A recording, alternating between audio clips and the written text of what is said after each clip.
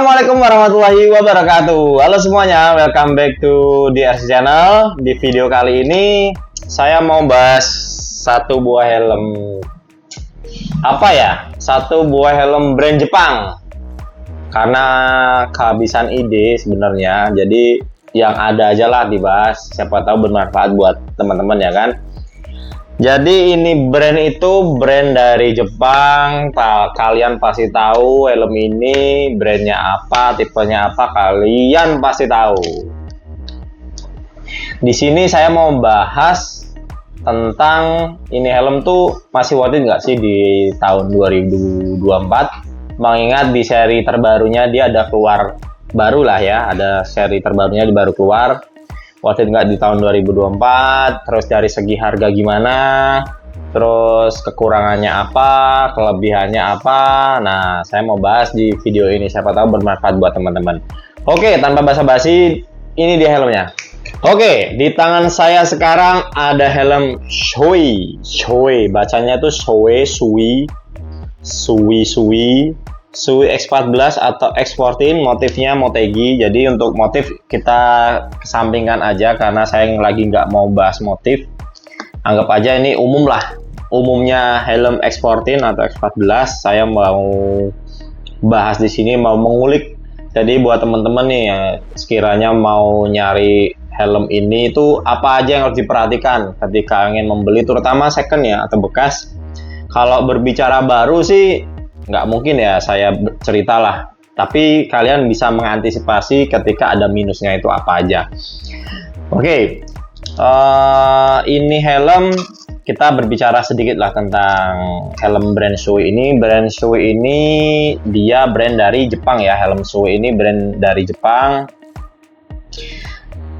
Dia standarisasinya memakai Snell itu standarisasi yang dari Jepang sendiri, tapi udah diakui dunia. Karena Snell itu, ini sepengetahuan saya ya, FYI, katanya sih kalau Snell itu pasti udah otomatis lolos ECE, sedangkan ECE belum tentu lolos ke Snell, karena Snell itu lebih ketat banget. Makanya kenapa brand-brand Jepang itu untuk masalah safety dia nomor satu, terutama Shoei sama Arai itu udah paling nomor satu lah. Untuk yang kedua kita bahas masalah apa dulu nih ya, masalah kelebihan dulu aja deh. Masalah kelebihan helm ini nggak usah ditanya lagi kalau masalah kelebihannya dia apa, karena pertama ini helm dipakai di MotoGP, terutama yang seri FIM. Dulu X14 ini belum dipakai karena yang dipakai itu masih Xperia 3 atau versi Eropanya dari X14. Setelah itu dipakai di di X14-nya, dan sekarang muncul kakaknya dia yaitu X15. Nah, sekarang yang dipakai di MotoGP di X15 yang FIM. Untuk kelebihannya ya pastilah kalian pasti tahu lah, untuk harganya sendiri juga barunya sekarang di angka 11 jutaan, 12 jutaan. Siapa sih yang nggak tahu kelebihan dari helm Shoei ini, terutama dari bahannya dia udah fiber, terus brandingnya dia udah brand ternama di seluruh dunia. Ya intinya kalau kelebihannya kalian udah pasti paham lah, helm mahal pasti bagus, dah gitu aja intinya. Nah, untuk kekurangannya deh, langsung kita bahas kekurangannya. Semoga ini video nggak terlalu panjang, karena yang biasanya panjang banget sekarang minimal ya bisa 10 menit lah, yang penting bisa monet. Untuk kekurangannya ada beberapa nih buat teman-teman yang mau beli helm Shoei, terutama bekas ya. Apalagi kalau Bang, saya mau beli helm nih, ternyata sellernya ada di luar kota. Apa aja sih yang harus saya perhatikan? Terus yang saya tanyakan ke seller tuh apa aja minus-minusnya, yang selain dari bentuk shell itu sendiri ya, dalam artian kondisi shellnya itu atau batoknya ini, itu kondisinya kan kalau batok gini kan bisa kelihatan ya secara visual tuh, kalian bisa lihat bagian lecet yang mana, bagian dent yang mana, itu bisa kelihatan. Nah, itu apa aja yang harus diperhatikan? Yang pertama, balik lagi. Sebelum kita bahas, balik lagi untuk masalah harga. nanti kondisional dari sellernya juga, karena ada yang jual harga murah, ada yang mahal juga, bukan mahal, standar, karena kondisinya masih bagus, jadi nggak bisa dipukul rata ya. Di sini saya menyebutkan untuk range harga juga, nanti di kesimpulan juga nggak bisa dipukul rata semua helm Shoei X14 itu harganya harus sekian, enggak. Jadi balik lagi tergantung, dan ini minusnya juga masih minor, dalam artian masih bisa diperbaiki. Yang pertama, oh ya, yang nggak bisa dilihat itu sebenarnya kalau posisi helmnya di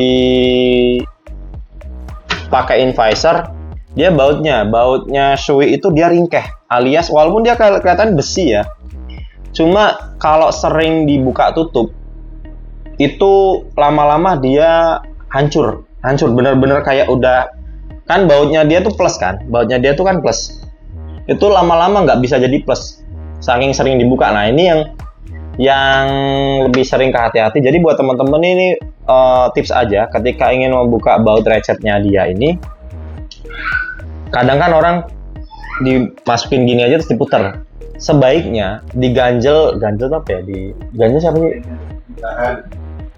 dikasih penahan atau apa ya, karet lah, pakai karet bisa, atau pakai tisu atau lap bisa.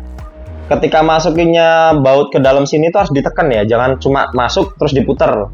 Nah itu benar-benar harus ditekan dulu, benar-benar ditekan baru diputer, biar nggak rusak. Plusnya ini biar nggak rusak. Nah itu yang pertama. Terus yang kedua juga, nah ini yang sering banget nih Shoei nih. Ini semua busa Shoei dari zaman jebot, Shoei X6, X5, X4. Kendala dari awal itu pertama kayak gini contohnya, kalian bisa lihat sendiri dari full innernya dia. Saya bilang kenapa full inner, hampir full inner lah, rata-rata pasti minus. Yang pertama di crown padnya dia, yang kedua di chin strapnya dia, dan yang ketiga di check padnya dia. Nah kita bahas ada ketiga poin. Yang di crown pad itu apa minusnya? Ini kita bongkar aja ya, kita bongkar. Nanti kalian pasti jumpai. Contohnya di helm ini juga udah di repair lah sama, ini saya pinjam dari FK Motoshop. Ini barangnya dia. Tuh orangnya di belakang tuh sambil ketawa.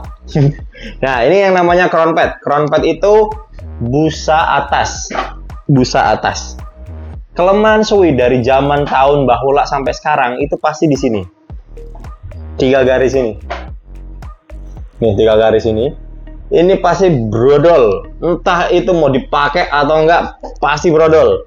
Brodol itu apa sih? Brudul, getas. Lama-lama dia ininya tuh kayak bubuk, jadi kayak dia bentuknya busa. Ini busa bener-bener busa. Nanti kalau lama-kelamaan yang busa orinya ya itu brudul sampai kayak bener-bener bubuk jadinya. Nah ini bisa di repair. Contohnya kayak ini udah repairan. Nah ini udah repair. Terus juga kebanyakan juga, nah ini yang di dekat leher nih, ini emang ini yang dalamnya nih, dia kempes, harusnya dikenceng. Ini sebenarnya bisa di repair juga, ini bisa di repair. Intinya semua yang minus yang saya sebut ini bisa di repair.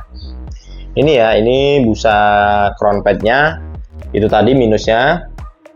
Terus untuk check padnya, untuk chin strapnya nih, contohnya tuh kayak gini juga. Ini chin strapnya nggak usah dicopot lah ya, nanti kamera biar ngezoom aja. Pasti berudul kayak gini nih, Nah berudul ini juga bisa di repair.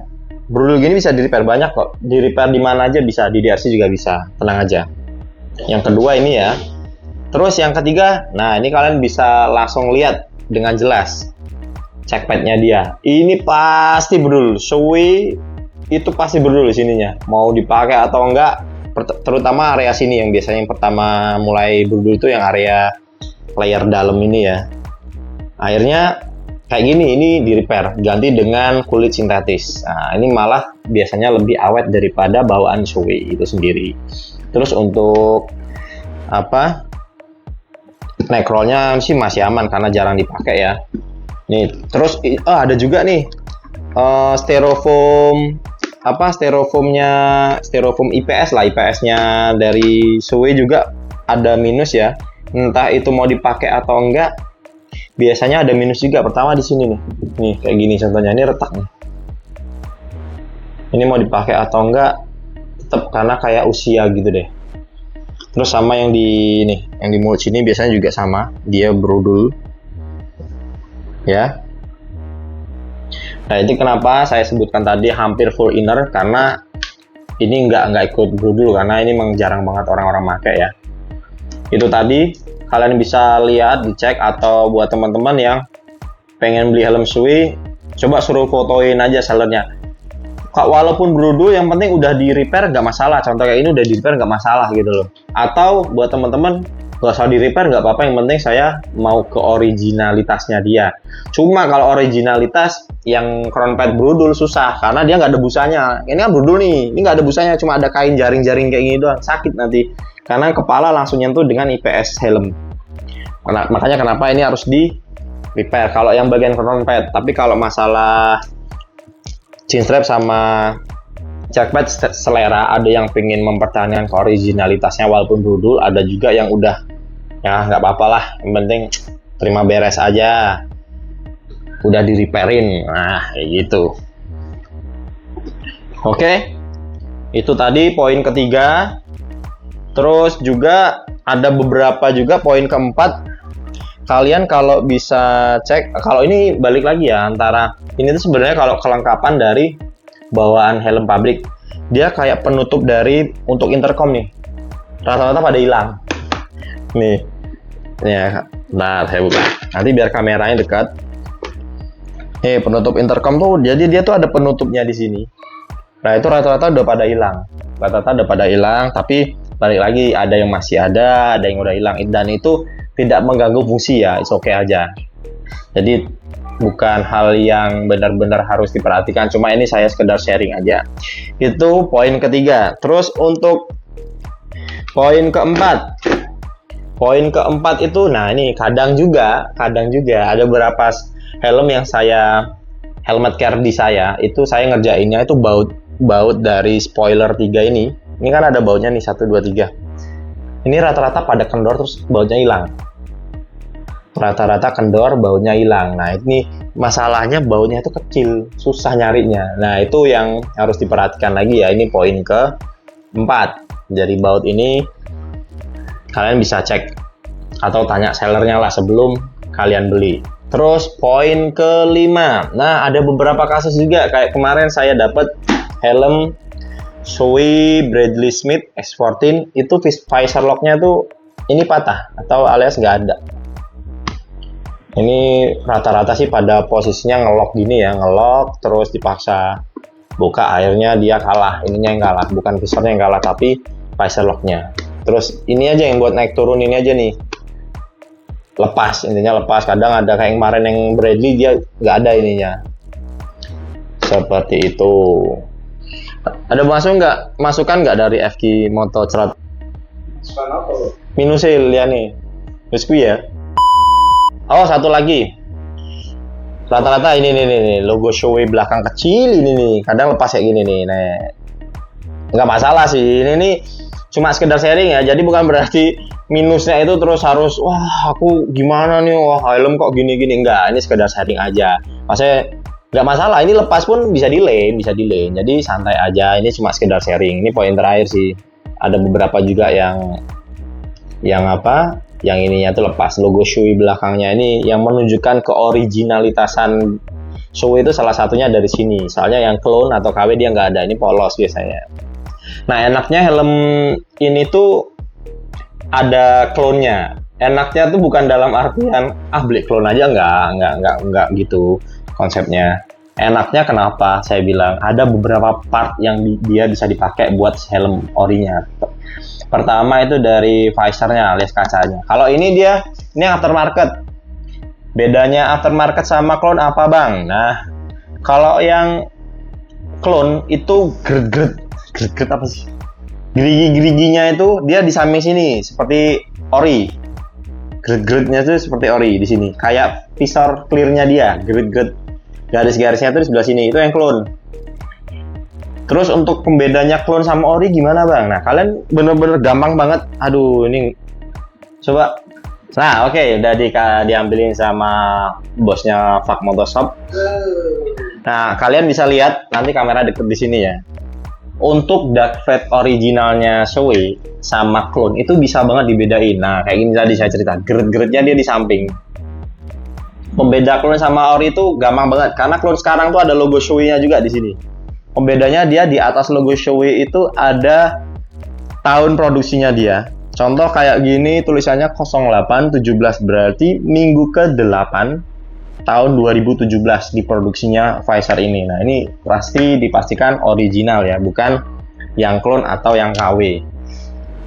Untuk yang aftermarket seperti ini juga bagus. Ini dulu waktu rilis pertama keluar Iridium gini sekitar 900 sampai 1 jutaan. Karena waktu itu Shoei belum ngeluarin yang originalnya dia ya. Dia masih pakai yang Yamashiro punya. Itu pun bukan yang flat, biasanya yang cembung-cembung. Nah, ini cakep sih. Ini Iridium, salah satu Iridium Shoei tercakep karena Iridium Red. Ini sekenannya Pfizer-nya juga di antara 400-500 lah.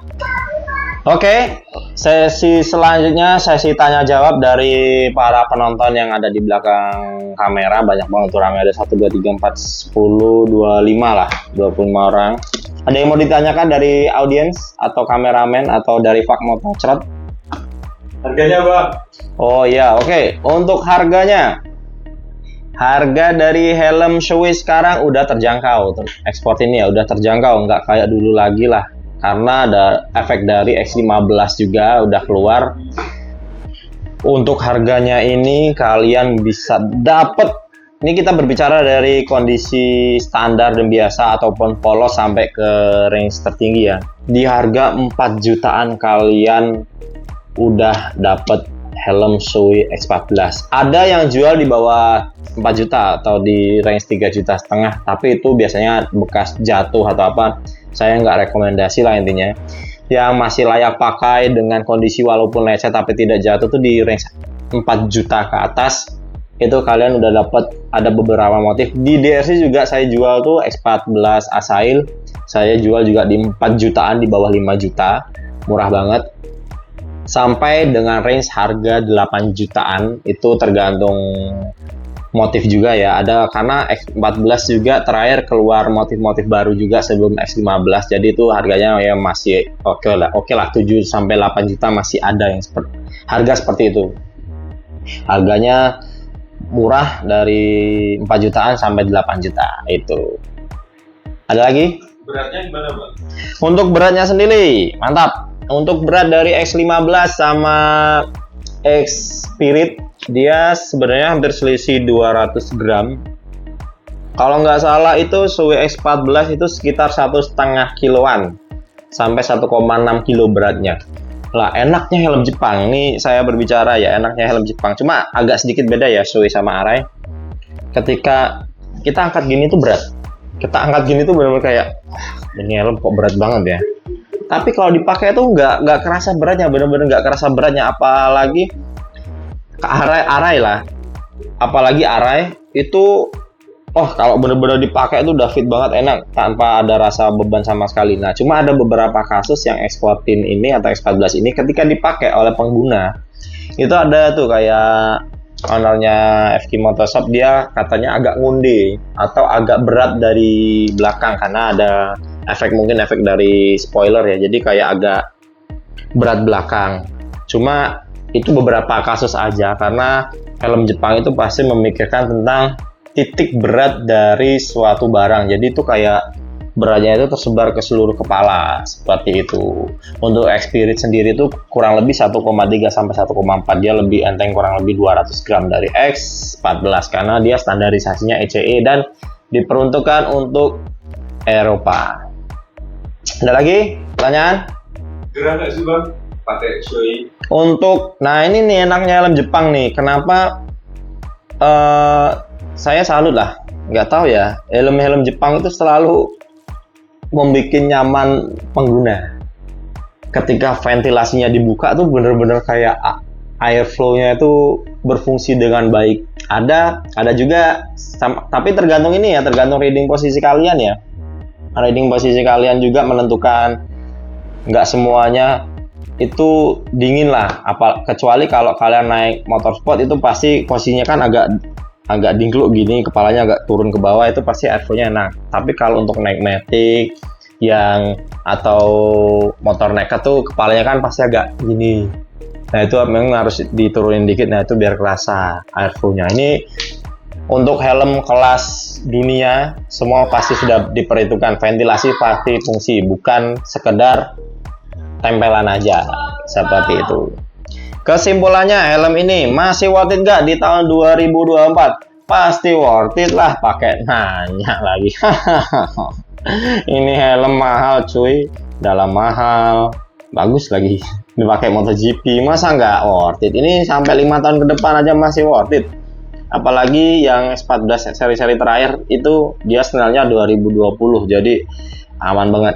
Buat teman-teman yang punya budget sekitar 4, 5, 6 juta, mending pilih ini deh, yakin.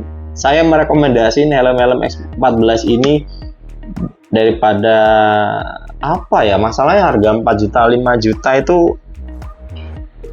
kalau di Arai juga bisa dapat 7X, tapi biasanya bahan bisanya dapat paling RA5 juga ada sih sebenarnya 2015, itu pun jarang, rata-rata 2010. Maksudnya untuk di tahun muda sekarang X14 pilihannya, karena terus terang ya, ini terus terang dari hati saya yang terdalam dan para seller tuh nggak tahu kenapa Shoei itu di Indonesia pamornya dia itu, ketenarannya dia kalah sama Arai.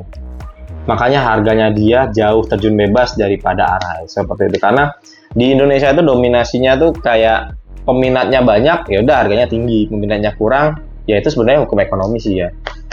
Nggak di Indonesia aja sih. Ya seperti itulah intinya, Shoei kalah pamor sama Arai, intinya seperti itu aja sih. Jadi ini worth it banget buat teman-teman, daripada harga 4 juta 5 juta itu apa sih? X-Lite juga paling dapat 802RR dapat. NZ-Race bang. NZ-Race ya, KIT, NZ-Race, NX Race itu kan lokal. Tapi ya balik lagi ke kalian mau apa enggak lokal. Terus dapat HJC RPA 11 Pro dapat 4 jutaan juga. Kabuto helm brand Jepang tuh saya jual tuh harga 4 jutaan, murah, karbon ya kan. Promosi terus. Oke lah, langsung penutupan aja biar nggak kelamaan. Oke, sebelum penutupan, seperti biasa kita promo-promo cantik, promo-promo menarik. Di DS itu ada beberapa divisi lagi. Pertama ada DLC Motocare sama Lightspeed. DLC Garage lebih fokus ke jual helm sama apparel. DLC Motocare itu lebih ke perawatan motor sama cuci dan salon motor ya. Jadi buat teman-teman yang di Semarang nih, pengen cuci motor, bisa banget datang ke workshop kita, ada di Jalan Fatmawati Pedurungan, Kota Semarang.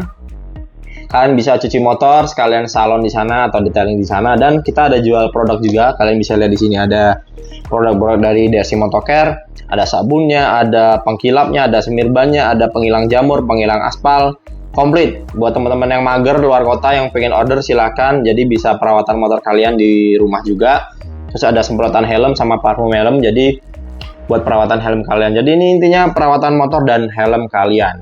Terus untuk Lightspeed juga kita ada jual brand kaos seperti yang saya pakai, It's My Dream. Nah ini brand dari Lightspeed itu dari DSI, kayak belakang ini juga ya. Ada kaos-kaos juga, sama kita jual jaket dari Jokasta. Jokasta itu dari brand Semarang teman saya sendiri, Mas Dias sama Fatah. Nih jaket bisa saya ambil lah ya. Jaket ini saya kesampingkan dulu sedikit. Jaket Jokasta dari brand Semarang punya. Ini bahannya mesh, ada protektornya punggung sama pundak sama si lengan sini ya. Harganya cuma 1,3 juta. Kalian udah dapet jaket mesh yang enak banget dipakai dan adem banget dipakai. Terus juga ini saya taruh bawah dulu aja deh. Dan juga kita jual, ya namanya butuh cuan ya kan, kita jual juga beberapa iPhone second. Kalian bisa banget DM di Instagram DRC Garage atau WA saya di bio DRC juga ada, nanya-nanya soal iPhone juga ada ya kan, namanya juga orang usaha ya nggak. Oke, sekian pembahasan Shoei X14 atau X14 kali ini. Buat teman-teman nih, kalau ada pertanyaan mengenai atau seputar X14, kalian bisa banget DM di Instagram atau di komen di YouTube. tuh tanya masalah ini, atau kalian pengen bang bahas helm ini dong, saya pengen banget, nggak apa-apa, nanti bakal kita bahas karena emang tujuan saya bikin channel ini emang bahas seputar helm, dunia perfilman lah. Oke? Jangan lupa like juga, komen juga, di share video ini. Nah yang terakhir jangan lupa di subscribe, karena subscribe itu gratis, nggak bikin kalian kere ya kan, ya biar kita bisa monet lah ya kan. Ya iya, biar kita dapat bayar sama YouTube, dibayar sama YouTube ya kan. Kameramen bang. Buat bayar gaji kameramennya soalnya mintanya mahal, makanya buat kalian please lah di subscribe biar monet. Oke, sekian video kali ini, sampai jumpa di next video.